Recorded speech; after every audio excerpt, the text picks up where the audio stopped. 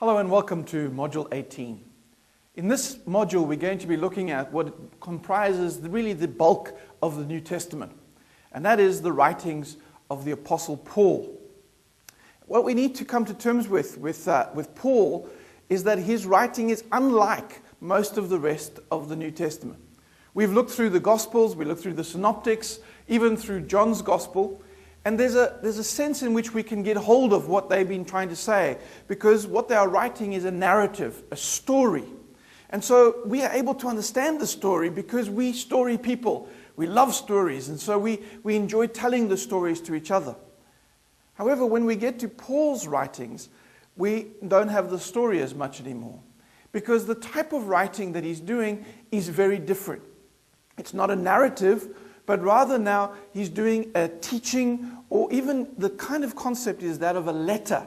Because in fact the 13 letters which are generally approached with Paul are all letters. They're either letters to churches or to a region or to individuals. And what that means is that we need to understand them as a letter concept rather than as one which is written to a general audience trying to just tell a story. Paul is less trying to tell a story and more wanting to deal with the particular issues involved in each place or person that he is writing to.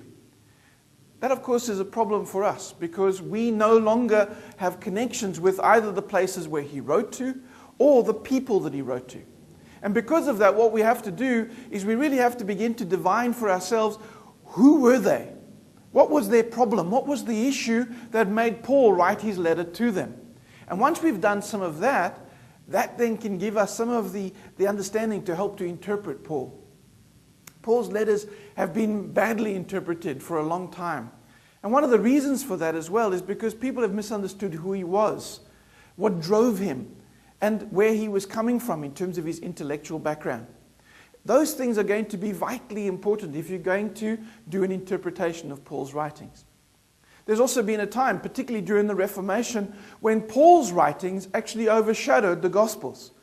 Obviously, though, in the last 100 years, there's been something of a pendulum swing, a swing away from the Pauline theology or the theology of his writing into the Gospel writings, particularly the Synoptic Gospels, where the focus has been on social justice. And so it's interesting to see that where, on one hand, Paul never really talks about the poor, on the other hand, we have this move towards Luke and Matthew, which focus on the poor and focus on social justice. The truth of it is, of course, is that it's the whole New Testament. And the New Testament needs to be read as a whole corpus or a whole book, rather than just the bits that we're wanting to particularly highlight at this particular time and context. But rather, when we see them all together, we have a sense of balance that can come from that. So I want you to journey with me as we go through Paul's letters. It is a long journey. It is a difficult journey many times. And certainly it's a journey that will open up new ideas and new perspectives for you, and particularly in your understanding of the New Testament.